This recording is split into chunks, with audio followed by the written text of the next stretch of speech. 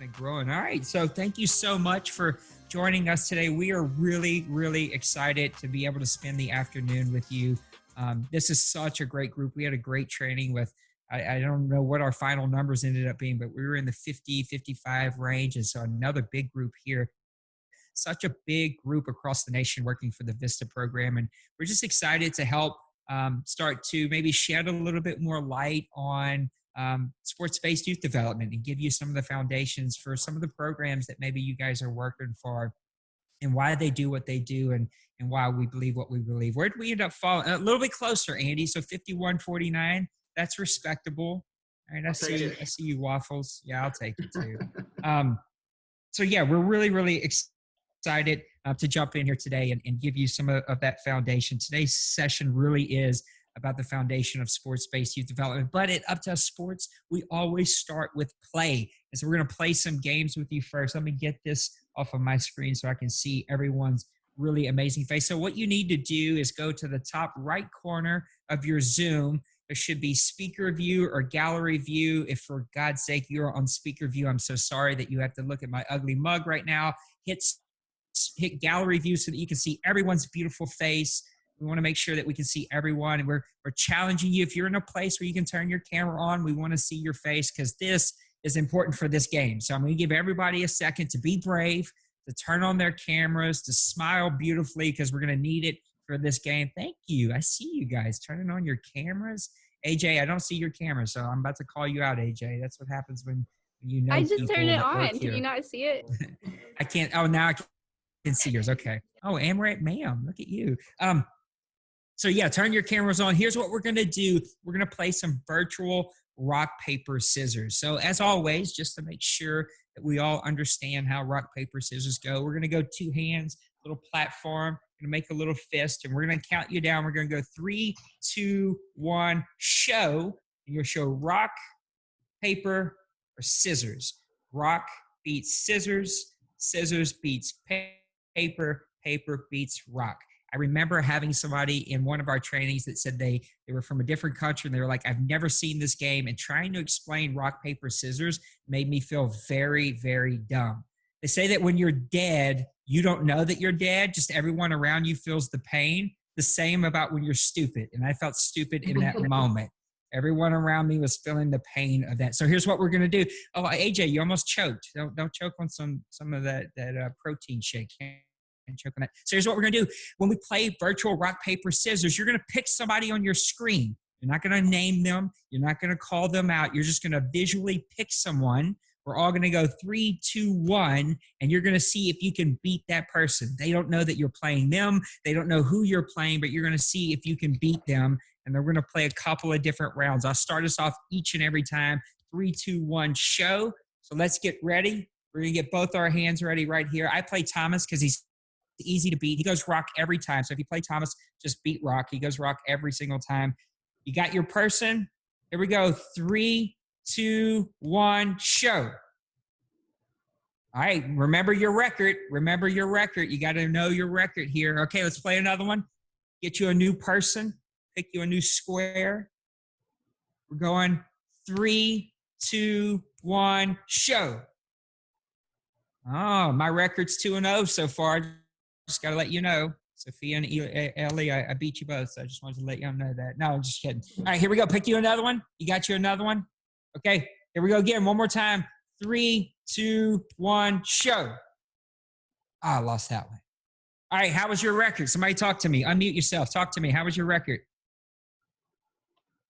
Any 3-0ers? 2 ties and a win. Say that again. 2 ties and a win. There you go. I was 2-1. How about some other records? No, we got some. Nope, not so good. I had one lose, okay. one win, and a tie. Oh, there we go. So 1-1-1. Brian said 2 and a tie. 2-0-1. Undefeated, technically. And 2-0-1. There we go. All right. Play is really good. We always like to start our trainings off with play. There are a lot of benefits that come with play, right? It comes with all types of things that are really, really good. I want you to think about what are some of those benefits? What are some of the benefits that come whenever you play? I want you to unmute yourself really quick. Oh, there we go. How was our records here? So one win was the majority. It's okay. At least we all got some wins in there. I want you guys to talk to me. Unmute yourself. What are some of the benefits of play? Release of energy. Release of energy. I love it, right? It gets some of that energy out. What else does it do with our energy? I'd say team bonding, really good for especially younger girls. Just gets them used to each other, gets them to know each other. Yeah, Natalie, 100%, right? It builds relationships. It builds community. All of these really great things. What else does it do? Somebody said energy. It releases energy, but it can also do what with our energy? If maybe we show up and we're low. Create energy, like hype you up. Yes, Benjamin. It creates energy. It gets us excited. It gets us going. Anybody else? Fun. Yeah, it's fun, right? Like, let's not take fun out of it. Just playing is fun, right? It can release burdens. It can give us perspective. Like, these are all really amazing benefits of play. And to go back to Natalie, right? It creates social bonds. It creates that sense of community. And as coaches and as our programs, ultimately, that's what we're doing. We're creating opportunities for kids, for adolescents, and heck, even us adults to do some playing and to experience the amazing factors that come with play. Underneath, though, all of the different layers of play come this extra thing of sports and why sports can be even better. Underneath, like coaching and programming and competition and like all of these things that we know play is good, there's one extra benefit of play, and that is play is protective. I want you to think about why. How can play be protective? You see, it creates these things for us that actually keep us safe. It actually builds up barriers to where it protects us whenever we need to be protected or whenever we have tough situations happening. So unmute yourself and talk to me. What are some ways that play can be very protective?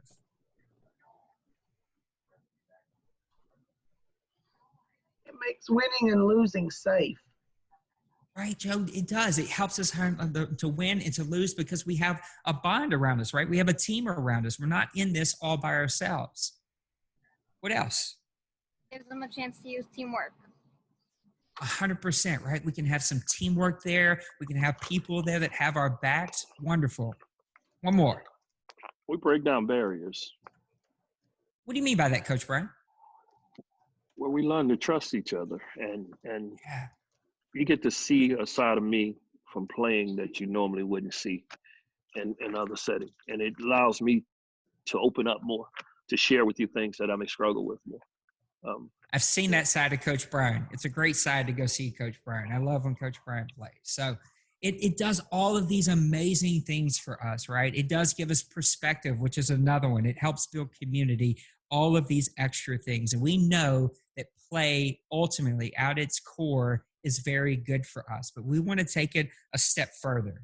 How, as coaches, and particularly a special kind of coach and program that we're talking about today, a sports-based youth development coach or program, we have an opportunity to do more, to go even further beyond just the initial benefits of play. And we want to talk about how sports can be even better. Let me do a little share screen real quick.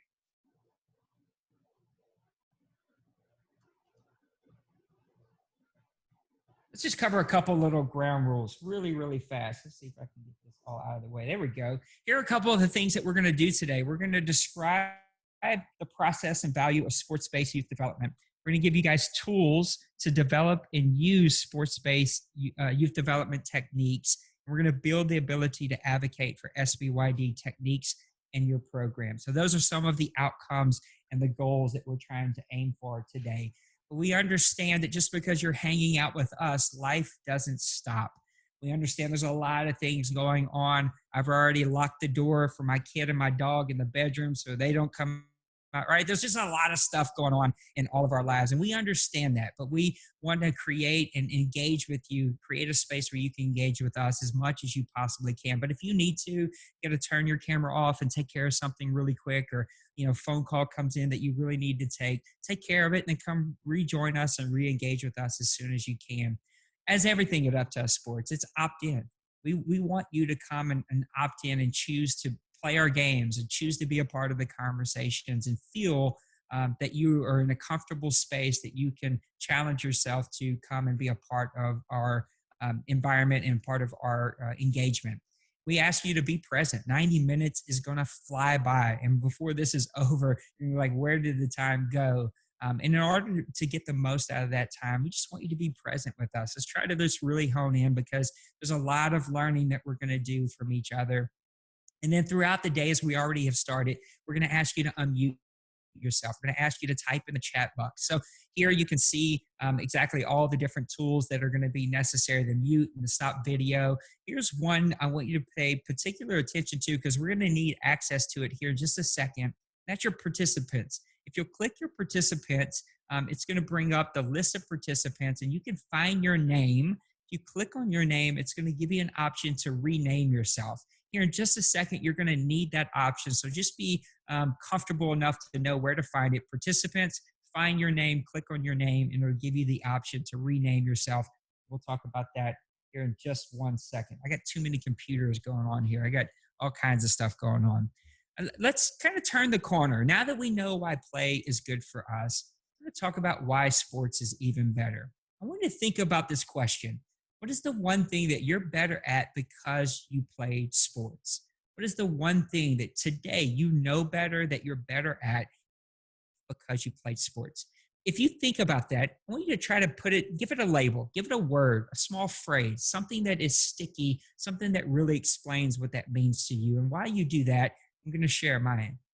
So I grew up a lot like the kids that we serve in our program. I grew up in a single mother home, and because of that, I didn't have a lot of family. I didn't have cousins and aunts and uncles and grandparents, and sports really became that escape for me. All of the words that we use today, that's what sports became for me. I would play basketball for hours, or just take a tennis ball and throw it up against a wall for hours, or whatever you could find access to.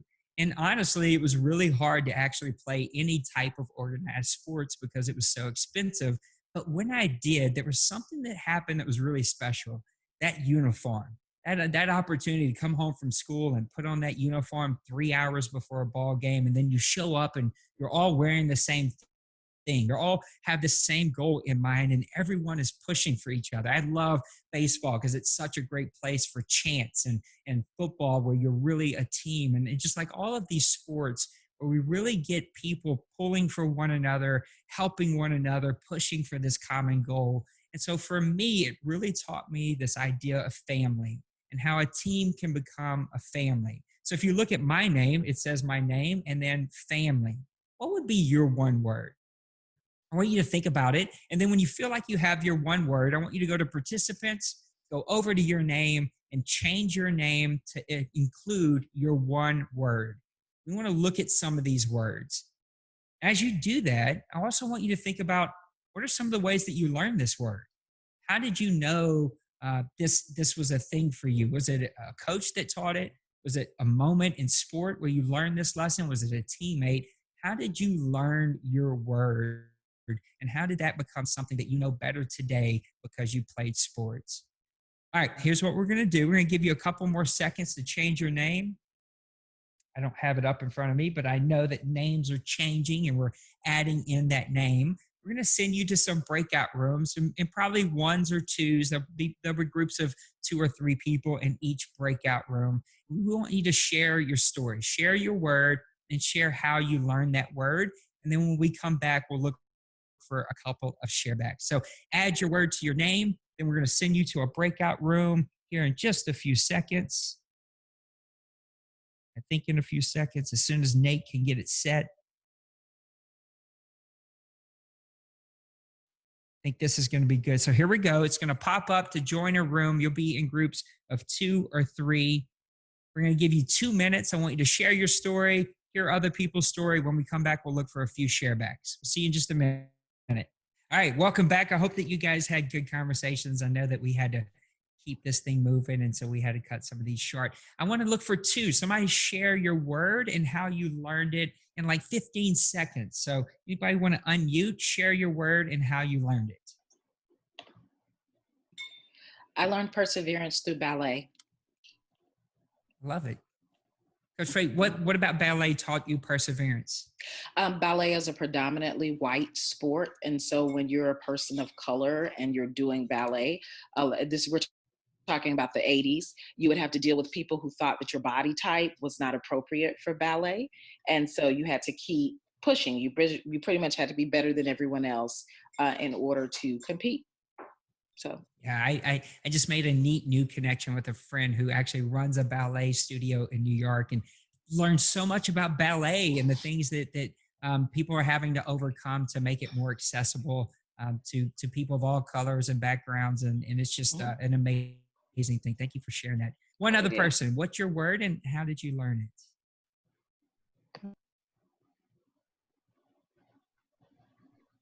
I learned hard work through playing basketball. I wasn't the most athletic usually on the court, so if I put in more work on like shooting and stuff like that, then I was able to get better, and that transferred over to life. Thanks. I love it. That is perfect. Yeah. No, that's so awesome. And not being the most athletic, that speaks to my soul. I know exactly what that feels like, right? Like these are the life skills, and you made that perfect connection for us, is that these are the skills that we learned, that we took away with us, that came with us into the other aspects of our lives. And we know that sports is really good for us because it's physically active. It helps us live a healthier lifestyle. As coaches, we're creating atmospheres where kids fall in love with sports, and hopefully they'll be physically active their whole lives. We know it's good for the brain. Studies have shown that when you couple physical activity with learning opportunities, that people actually learn better. They withhold more information. And now you guys just helped us make that connection, that it also teaches us these life skills, these things that come with us away from sports. And that is what SBYD is about. Sports-based youth development is that connection between the lessons that you learn, the skills that you learn on the field, on the court, in your sport, go away with you into the other aspects of your lives. And there are many, many different types of coaches, but we know a sports-based youth development coach is that coach that's willing to do more, to go beyond just the physical skills, which are awesome and which we need to learn as kids. We need to understand how to get better with our bodies and learn these skills, but we're going to go even a step beyond that and learn how to do more. And so to take us a part of that journey, I really challenge you for the rest of this day to look at these second name tags that we have. We call them name tags, but here on your name, the second word that people put there, maybe ask a question or think about these different words. And as we talk about and you think of your program, how can we create more opportunities for kids to learn these second words that we have on our names? So as part of that journey, I'm going to toss it over to Coach Andy, who's going to take us another step. So sounds good. We're going to, like Nate said, get deeper into creating opportunities for young people to have the moments that we all just talked about. And to do that, we're going to start with a game. So we are going to play a game called Add to It, putting the directions in the chat.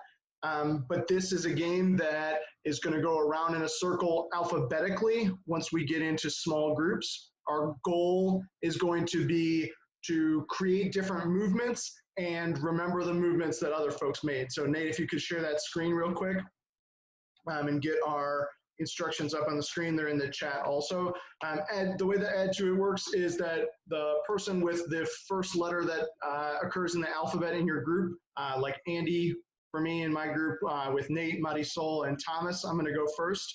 So the first person makes a movement. The second person does the same movement that that first person made and makes their own. The third person repeats the first two and does one of their own. So this is something that it's great to have video. If you're not on video, you can say the movements that you're doing or make a sound, whatever works for you. We want this game to be accessible to everybody who's in the group.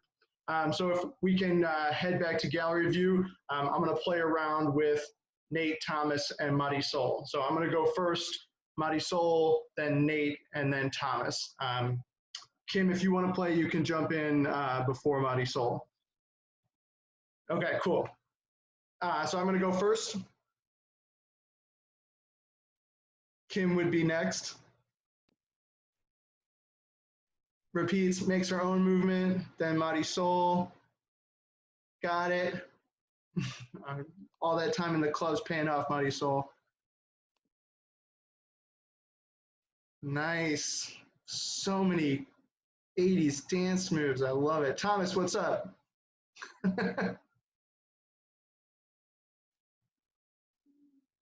There he is.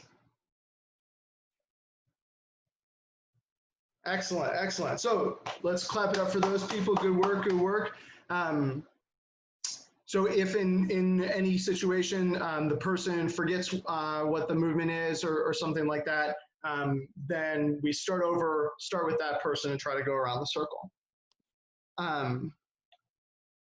What questions do we have before we start, or what did I miss from my team?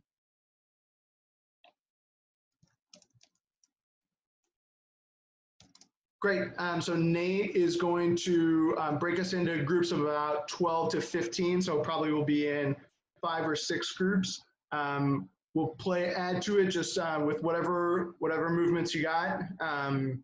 And we'll see how it goes. So this time the goal is just to have a good time. Go ahead. Great. So as we return, let's think about what we can learn from that game. What's a word that you would use to describe this game, or what do you think you can, what larger skills can you get out of playing this particular game? Learning the alphabet. Learning the alphabet, such a foundational skill, right? We're already doing academic integrations here. Don't worry about it. Have a name that doesn't start with W. Wes, we never made it to you, huh? Sorry, brother. We'll get there next time. Memorization, concentration, right? This is an attention game. This is a game to show creativity. This is a game to build young people's voice and their attention and esteem for each other. Communication, absolutely. An icebreaker, so something that loosens us up. This game that has just one rule: do the same action as the people who went before you. This game actually has some really interesting outcomes associated with that. By not having other rules, this game encourages freedom of expression. It encourages creativity. It encourages people to get a little bit looser. This game encourages people to have fun, right? This game is designed this way intentionally so that it will achieve those outcomes. And what we're talking about as we continue to play this game, and we're going to play 2 more rounds, is this idea of coaching for outcomes. Coaching for outcomes is a foundational skill for sports-based youth development coaches, because it's not good enough for the potential of sports to just be something that we hope works out. We want to make sure that we get all those great benefits. So if we want to have fun, we want to design a game that's specifically going to help us have fun better. We're going to practice some other kinds of outcomes that we could seek and design for in games. We're going to do that in just a minute. So Nate is going to send us into breakout rooms again with our same groups. And our goal is going to be to adjust the game, add to it, to help it work on the goal of being physically fit. So whatever adjustments we need to make, whatever rule changes, whatever switches we need to make to this game, we are going to do those that will help us become more physically fit. So add to it for physical fitness. Nate, if you can send us back to our rooms, we're going to find a way to do this game for physical fitness. Go ahead. All right, as folks are coming back, I want you to think about what adjustments you made, and if you had this to do over again, what different ones would you do? But how did you change the game to help it work towards the goal of being more physically fit? Sorry. Feel free to unmute if you got it like that.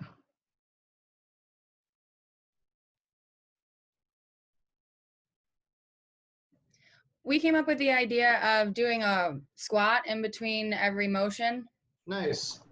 So adding a motion to the motion, so it becomes more strenuous. Love that. Would love to hear others. What did your group change so that this game would help us be more physically fit? Our group added a clap and a jumping jack in between each move. Nice. Added a clap and a jumping jack. So add to those motions. Excellent.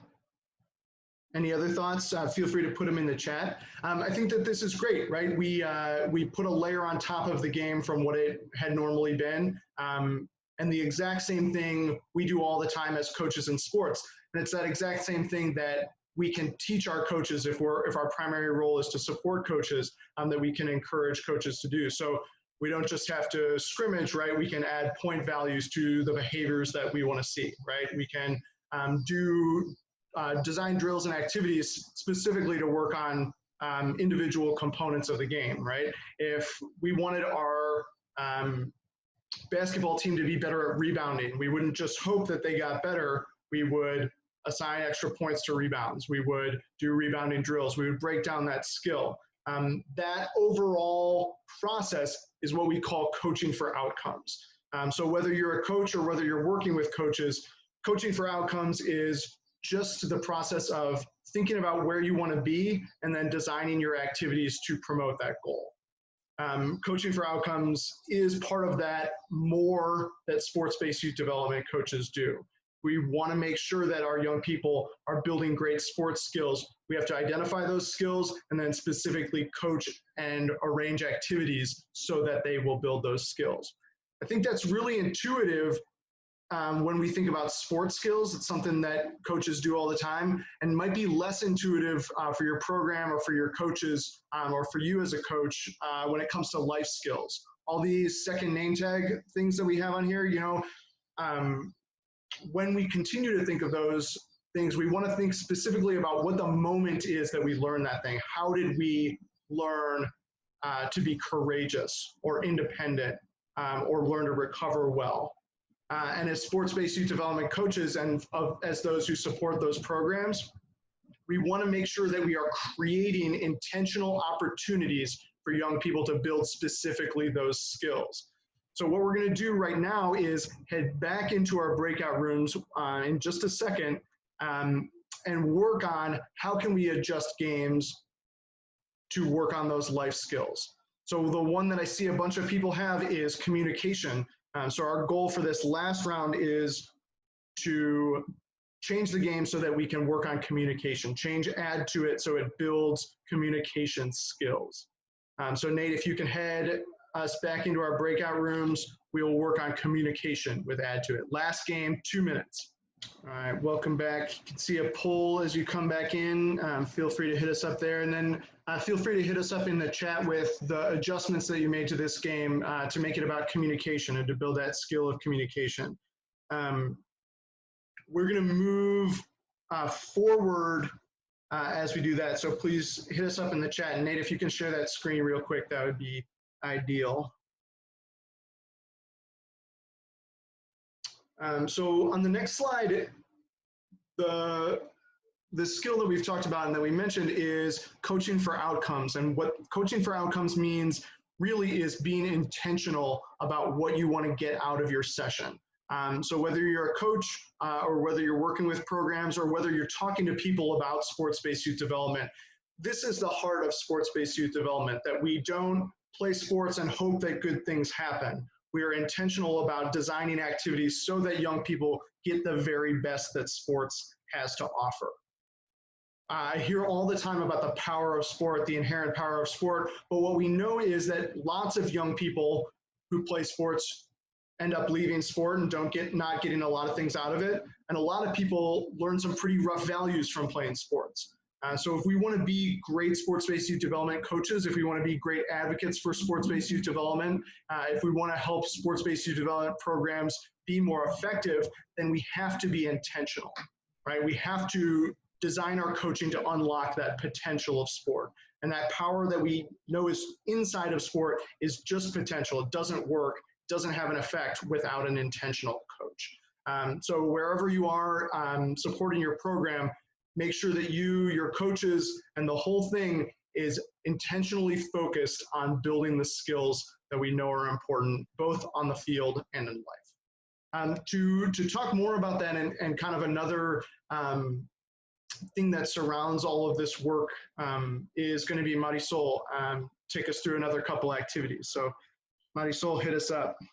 Yeah, for sure. So like Andy was saying, you know, there's no skill that we can't build on with the power of sports, but we're going to get more into that. Let's jump into this activity. Take a deep breath in and let it out. Wiggle out your shoulders. And for this next activity, I'm going to tell you two options and you're going to make a choice. All right. You're going to choose the option that best describes you. If you choose the first word, you're going to sit. You're going to stay seated. If you choose the second word, and if you can, if you're in a space that allows you to, go ahead and stand, okay? So first word, sit. Second word, we're going to stand. So let's do a quick little example. So first word, left-handed, sit. Right-handed, stand. Go ahead and look around if we're in gallery view. Check out your fellow left-handed and right-handed people. A lot of right-handed people. Awesome. Go ahead and sit back down. You guys did it. Go ahead and meet your right hand with your left hand. Give yourself a high five. That was your first win for the day. Maybe your second. I don't know. But so those are the directions. If you have any questions, go ahead and put them in the chat. What's really important for this, before I go off and list all these words, is that for the sake of this game, we really need you to choose, okay? So make a decision, decide, stick with it, and know that you made the right one, okay? Even if you're like on the edge, just make it and stick with it, okay? So here we go. All right, sit for long hair, stand for short hair. Awesome, good. Reset. Sit for chocolate ice cream, stand for vanilla ice cream. Yeah, I know who not to trust. All right, reset. Sit for organized, stand for messy.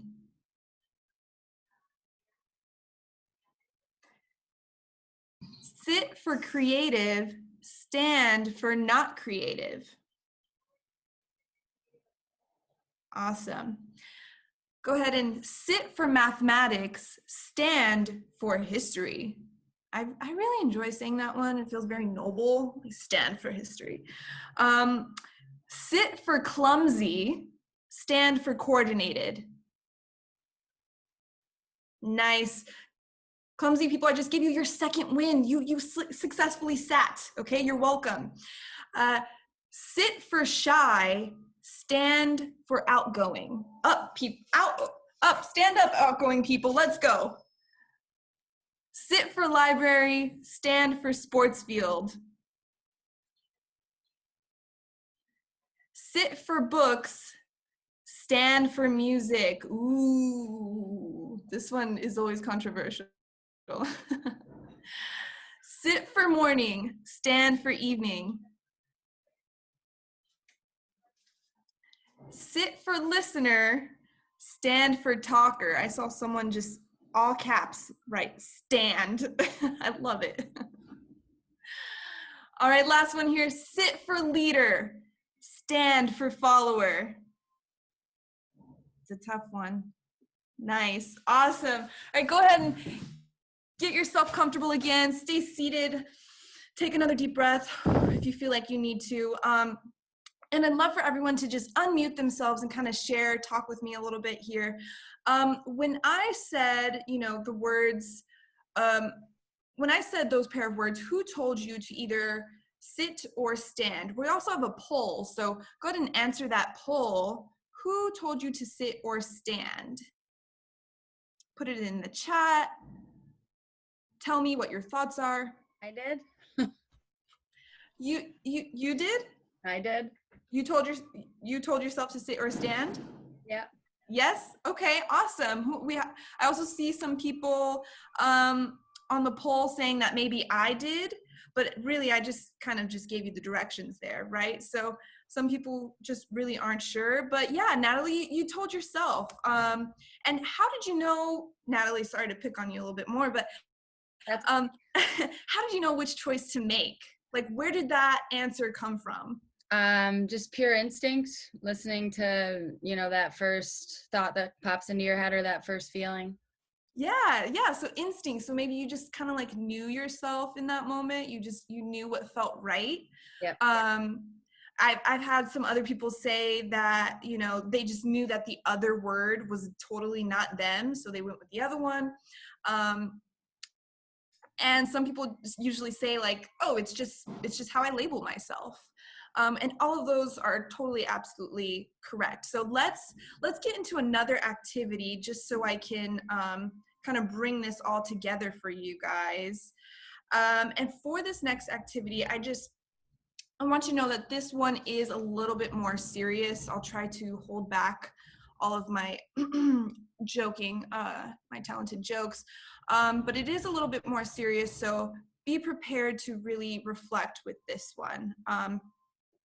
For this one, if you can just find a sheet of paper, it could be any old scrap of paper around you, a Post-it note, a napkin, I don't know, whatever's around you, find that sheet of paper, and then find a utensil, whatever writing utensils around you. Awesome. Fold your paper in half, like so, if you can see that I did this. And then on one side, go ahead and write a positive sign. And on the other half, write a minus sign. Awesome. 5 seconds to do this. 2, 1, great. So I'm going to give you 1 minute to write down on that plus sign side, all of the positive words that you use to describe yourself. Okay? 1 minute. Here we go.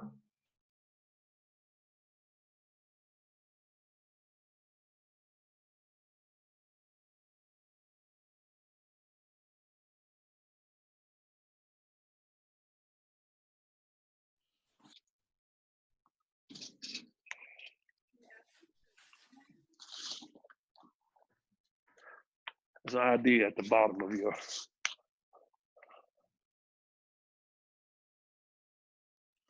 20 seconds here, 20 seconds, positive words. 10, 8, 5, 20, 2, 1. Awesome, great job, great work on that, everyone. Now you're gonna go to that opposite side, that minus side, okay? And you're gonna write all of the negative words that you might use to describe yourself, okay? Again, 1 minute here. Just keep those thoughts flowing, those negative words. What words are those? And go.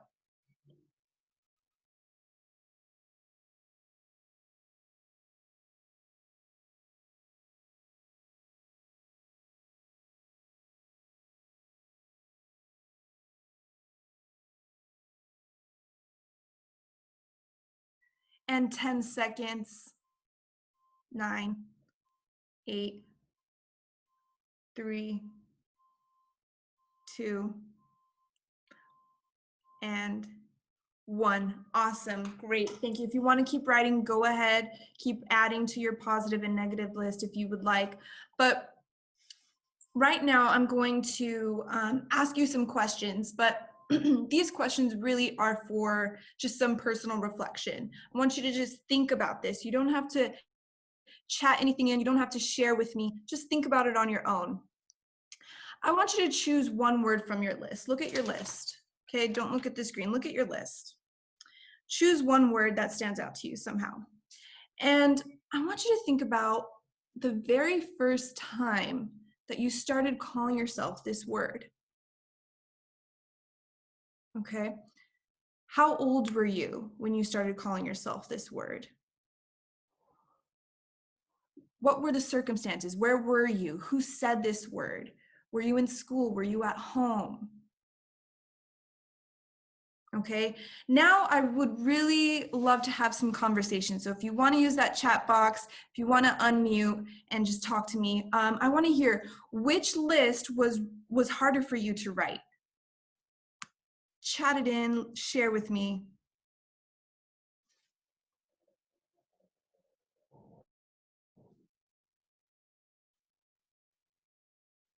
Negative. Okay, so Natalie, thank you. The negative list was harder to write. Awesome. Yeah, negative list. A lot of people saying negative. Negative for sure. Okay, yeah. No, that's great. That's really awesome. I know that a lot of times the positive words can be Yeah, love a high self-esteem group. Awesome. Yes, totally.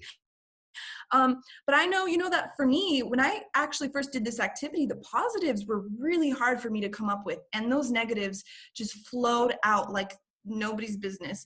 I was just writing all the negative words. And I'd say that, a lot of people do have a difficult time thinking about more positive words about themselves.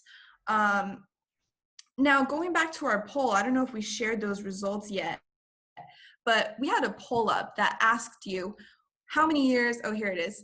How old were you when you started using that word to describe yourself? And it looks like, according to this poll, a lot of us said around 14 to 18. And that's actually really interesting because most of the coaches that we work with, this is the group of kids that they work with, right? About ages 14 to 18, 8 to 13, that's around the same range. So it's a really interesting connection that when we are younger, we get these words attached to ourselves, right? So now look at your list again. And I want you to tell me, is this list the same as it was when you were 14 or 13 or 12? Is it the same? Are these the same words that you would use to describe yourself? Is it? Let's see some action in the chat.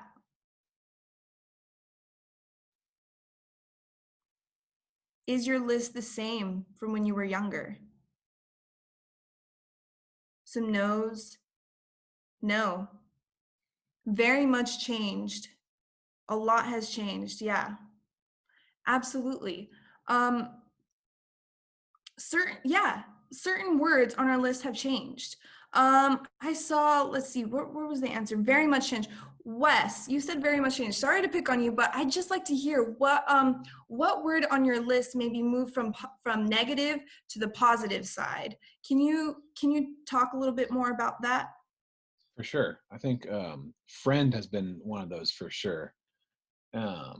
Definitely kind of that high school, the kind of like the pettiness in high school, moving to college, then post-college, like really honing in on who my good friends are and how good of a friend I am, rather than have it just being like a social status or something to how many friends I have, or, in the Facebook generation where it was only college when that first started, when I was in college, was how many Facebook friends did you have? And that was my meaning, Mm-hmm. Mm-hmm. Yeah, absolutely. Thank you for sharing, Wes. Sorry about putting you on the spot there, but you were just so passionate in your response. And I feel like that's important for people to hear is this same word changed meaning for you. It was able to change and become something positive. Sit with that for a little bit. And I want to ask you a question are these lists that we have for ourselves permanent, or are they changeable? Are these positive and negative words permanent or changeable? What are we thinking? Changeable, constantly changing, says Jane. Thank you, Jane. So if they're changeable for us, are they changeable for children too? Are they changeable for people? Yes.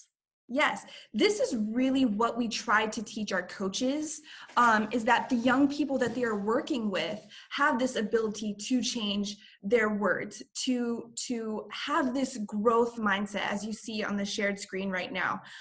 This is really a cornerstone that we try to teach our coaches, and now we really want to help you learn. The knowledge that you have can grow and change. And this is something that was explored by, or research that was done by Carol Dweck. So go ahead and write that name down.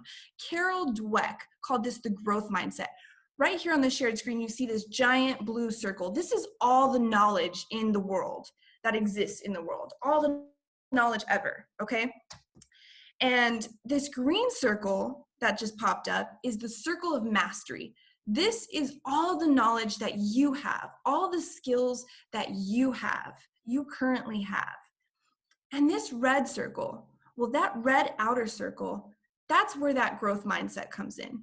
that says that we have the potential to increase our knowledge, increase our capacity, increase our learning, our skills, and expand our circle, expand ourselves. Carol Dweck really, she's the pioneer of this growth mindset, which is the opposite of the fixed mindset that says, what we have is what we have. And we don't necessarily believe that. We believe that, it's all about knowing that we can do new things with confidence and effort and persistence.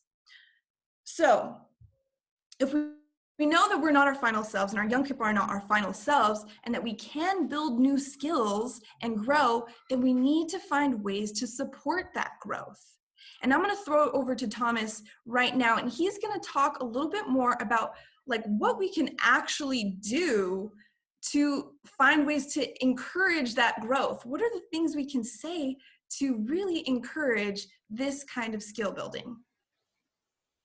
Thanks, Marisol. Yeah, so like Marisol just said, right, if we truly believe in the growth mindset and if we are to be champions of this growth mindset in anywhere that we see youth or just see other people, then we need to make sure that we're focusing on one side of things a little bit stronger.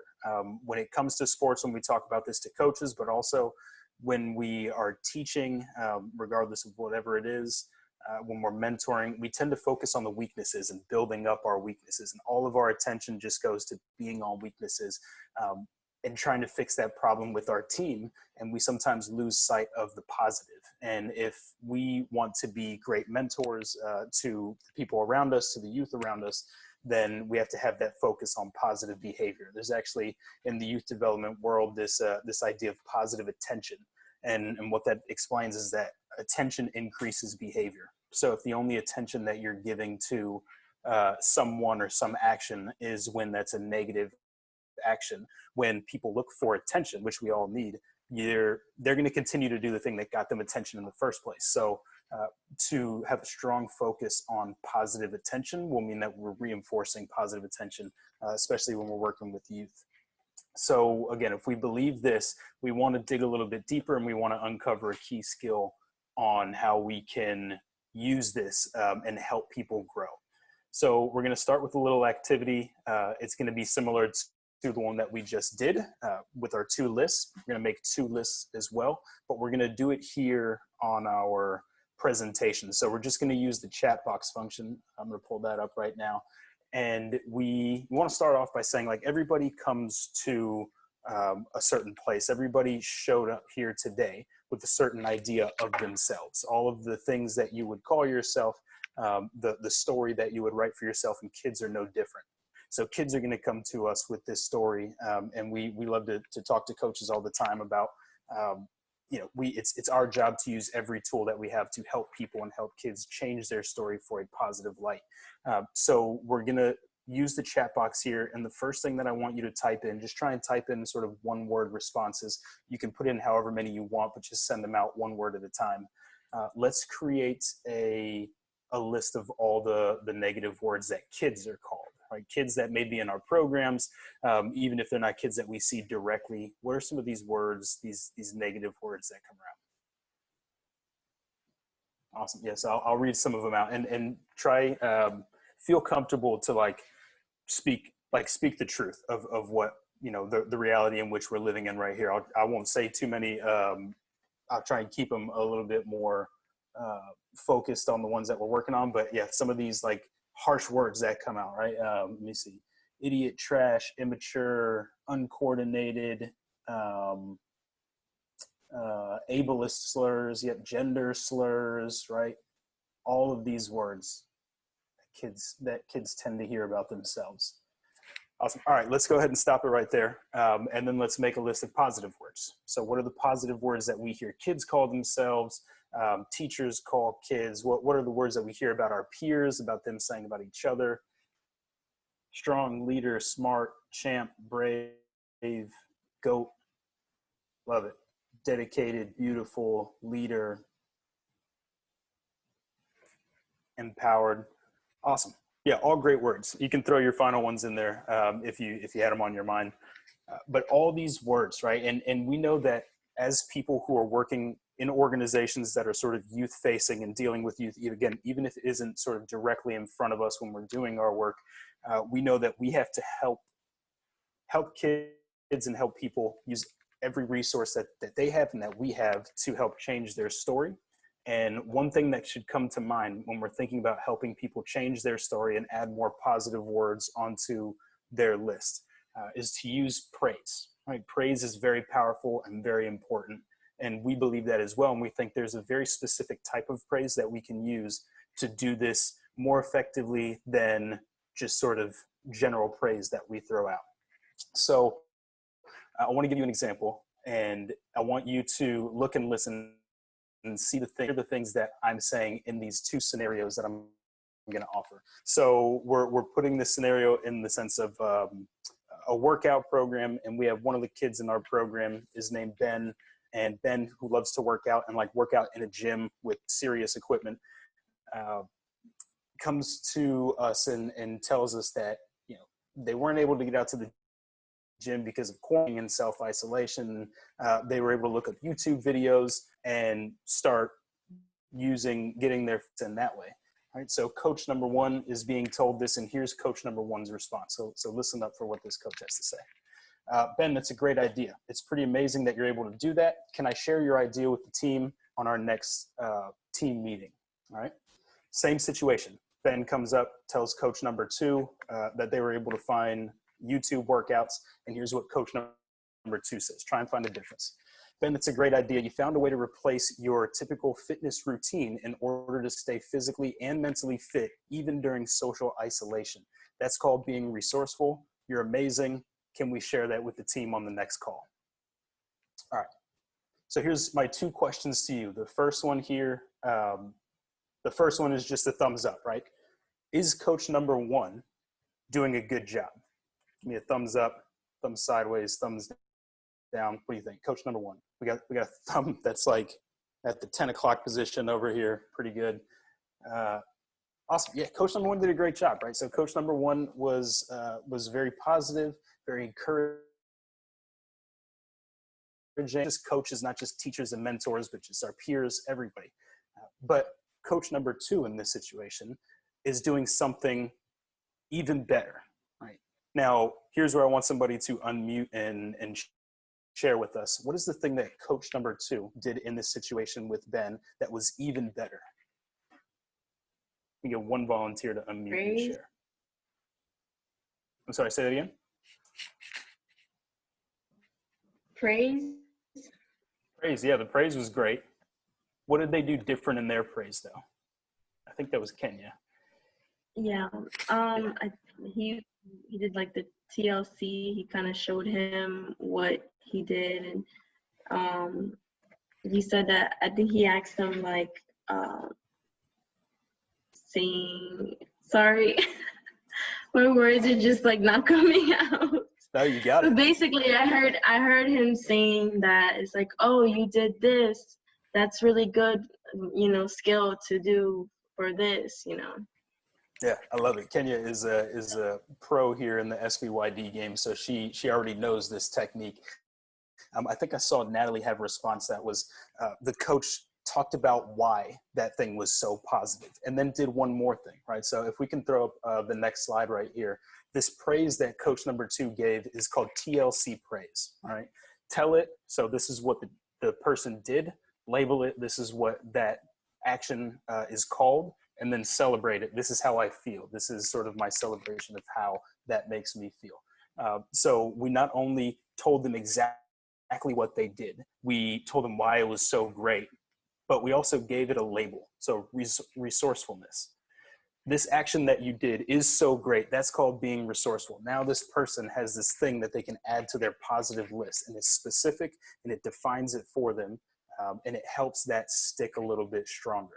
So this TLC praise is sort of focused on the things that we see and we hear, these behaviors, the things that are very important in order to help people build their story out. So this TLC praise is something that we encourage folks to work on, again, not just in the coaching sense, but everywhere. And we want to give you a chance to work on this as well. I think we have another 7 minutes left. So I want to give you a chance to head to a breakout room to work on a certain scenario. So I'm going to add, Andy, if you already added it, let me know, but I'm going to add a link here in the chat box. Oh, there you go. Thank you, Andy. If you click on that Google document form there, it'll take you to 4 scenarios, I believe. We're going to send you to a breakout room. So have that open and talk with the people in your breakout room about how you would give the people in these scenarios TLC praise. This is a very tricky skill to work on. It's a little bit different from how we normally give praise, but it's so powerful and so important. We want to give you some time to work on it here. So it won't be too long. It'll be maybe about 3 minutes. And then we'll come back, try and just identify the one scenario that makes the most sense for the breakout room that you're in. All right, I think we got everybody, or most people, back here. Awesome. So it looks like on our form, a lot of people were able to at least get one of these done and submit it. Great work. I want to invite one group or one volunteer from a group to unmute, tell us their scenario, and then talk us through how you would give TLC praise to the person in your scenario.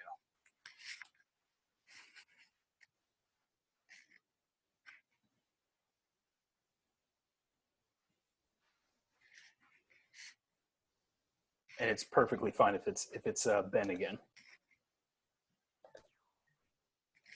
Sure, I can go. So our scenario was Alicia has been feeling negative about missing her team since the shelter-in-place orders in her city. She decides to take some time off to reflect why she is feeling off and realizes that she used to win warm-ups with her team, and she hasn't been active since the last practice. So she decides to make a plan for getting some light physical activity at her usual practice time. So for the T of TLC, we said, well, oh, like, wow, you're taking the initiative to work out on your own. And then for the label, we said, like, that's called like perseverance and almost like self-responsibility. And yeah, just to celebrate, like, that's really inspiring of you to do that. I'm very positive of you to do that. Awesome. I love it. So using scenario number 4 there and explaining sort of what that action was, right? Taking initiative, sort of getting out ahead of things, being a leader in a sense. And then the label that we gave was perseverance. Like you persevered through this thing. And I think it's important that when we're doing the tell it part of it, that it's like, this is leading towards that perseverance. It's like, here's all the things you did and how awesome that is. And that's called perseverance. And then that's that sticky label that like sticks to them, that now they can, go and have that with them. Be, hey, I'm great at persevering. I can take this role on a team. So yeah, great example right there. And the celebrate it is often something that people overthink. I think there's a lot of ways to celebrate things. But just as long as you think it's something that shows sort of your appreciation of what that person showed in that moment, and that it's meaningful, I think it's gonna really have a good impact. So we want to make sure with TLC praise that, again, we're telling them, we're saying these things that we saw them do or that we heard them do. We're telling them exactly what they did, identifying that label, and then celebrating it. And this is something that you have to work on quite a bit to get to become a master at this. It's a little bit tricky, just some of the language around it, but it's something that you can use for all fields, right? We use it to talk to coaches about kids and building kids lists, but we use it with ourselves, right? We give TLC praise to each other as a staff. I give TLC praise to Nate when I think he deserves it, which is not often, but you can use it really anywhere you see fit to help you build your skill of giving TLC praise. So remember this one. I'm actually going to hand it back over here to Nate, who's going to do an incredible job at closing us out for the day. Is there a label for that? No? I just didn't want you to be a liar in front of hundreds of people right here. So. I said when you deserve it. I don't feel like you deserve it. I apologize. All right. Well, let me see if I can earn some Thomas TLC praise real quick. All right. Our last little section here is called Team Time. I want you to think about your programs. Think about the benefits that would come of spending 10, 15 minutes with your team, with kids, to give an opportunity to reflect. Think about the importance of relationships, that opportunity to think about what they just experienced and intentionally start to draw out some of those skills that can go with them. I want to share a quick story. We get this from one of our friends who kind of helped build out some of this content that we share with you. His name was Lou, and he was doing some youth work in the Gaza Strip. And if you don't know a lot about the Gaza Strip, it was not supposed to be a permanent residence. And so because of that, it's built really weird, and it's got really weird burrows, and it's easy to get lost. And so they were running a soccer program. And after the program, they practiced this idea of team time. So they set aside some time to reflect and think about the day. And the coach opened the team time up with the question, what makes you nervous? It was real quiet and awkward, kind of like we all kind of get sometimes. And coach was okay with that. And then finally, one brave little boy spoke up. He says, I get nervous about getting lost on the way home. Another little kid's like, yeah, me too. And yeah, me too. And before you knew it, the entire soccer team worried about the exact same thing. They were secretly living with this tension after practice every day. And no one knew, had the coach not created a space for these kids to reflect and speak to this issue. And so what they did is they actually formed this like human bus line, and they walked each kid home until the final kid made it home. But it was this moment of aha, of like giving these kids this opportunity to stop and think and reflect really was an important and powerful moment where kids can actually withdraw some of these principles that they're learning in your sports program. And so we want to teach this with a little acronym to help remember it super easy, CPR. And it stands for the three things that you need to have in order to make consistent, I'm sharing it already, but to make team time a thing in your program. The first one is C, and that stands for consistent.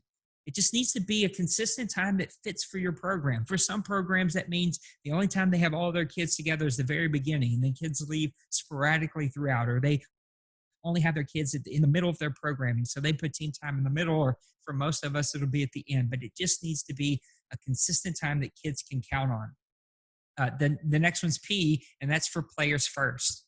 As coaches, we do a lot of instruction. We do a lot of talking, right? And so this isn't about us. This is about the players. You're going to open it with an open-ended question, and then you're going to let the kids take that conversation where it needs to go. And the last one is R, and that comes with the shape. We want it to be round. Right? We want everyone to feel like they're included. We want everyone to feel like they're being seen and heard, and they're given an opportunity to be brave and to step up and to be a part of that conversation. So C, consistent, P, players first, R for the shape of round. We want to give you a couple of minutes. We're going to give you 5 minutes to practice some CPR. And this is going to be a little awkward. It's going to be a little weird just sitting in a room of strangers and randomly talking about what you're taking away. So we get this little thing that comes from Andy, and it says head, heart, feet. And so head, what is something that was said today that's making you think? Maybe something that, my favorite phrase, you're still chewing on. How about your heart? What is an emotion? What was something said today that made you feel a specific emotion? And then feet, what are two takeaways, two things that you're going to do with the information that we talked about today? I love Andy's idea. He shared this with us too. This is letting the concrete dry. You poured concrete the entire program, and now it's time to stop and let it dry. And that's what CPR, that's what team time allows us to do. So we're going to send you to breakout rooms, 5 minutes. We're going to come back, share one last tradition with you, and then call it a day. So 5 minutes. I want you to talk about the head, heart, feet, give you some time for reflection, and then we'll come back. And now it's the awkward pause as I set up. All right, teams, I think we have a poll up. So we'd love to get your votes. Kind of wrap things up here today. Just want to say thanks to everyone in my group who shared. That's what I was going to say before I got cut off. Okay, bye. So sweet, Marisol.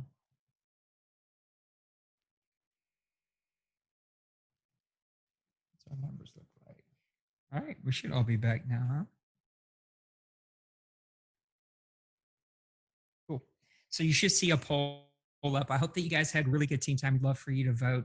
I think we're also going to put some links for a feedback form and anything else. I think that's just it, right? Because we got to the other one. So there'll be a feedback form there from Mr. Andy. We want to hear from you. We want you to give us feedback. So please take a moment, maybe even if you have it right now, click it, bring it up, fill it out right now as we wrap things up, or fill it up as soon as we hang up here. We're going to teach you one last tradition before we get out of here. We are so appreciative of you all being with us here today. Excited about you ending the rest of your VISTA summer term with us, and just for all the amazing work that you're putting in. So the way that we show love and appreciation here at Up2Us Sports is something called a waboo. So when you want to send somebody love or appreciation for something they've done, you give them a waboo. And the way that goes is you call out waboo. Oh, let me close this just so I can see.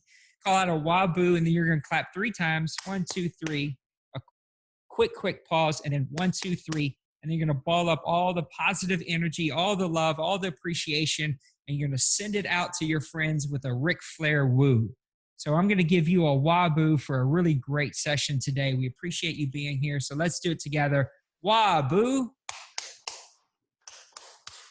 Woo.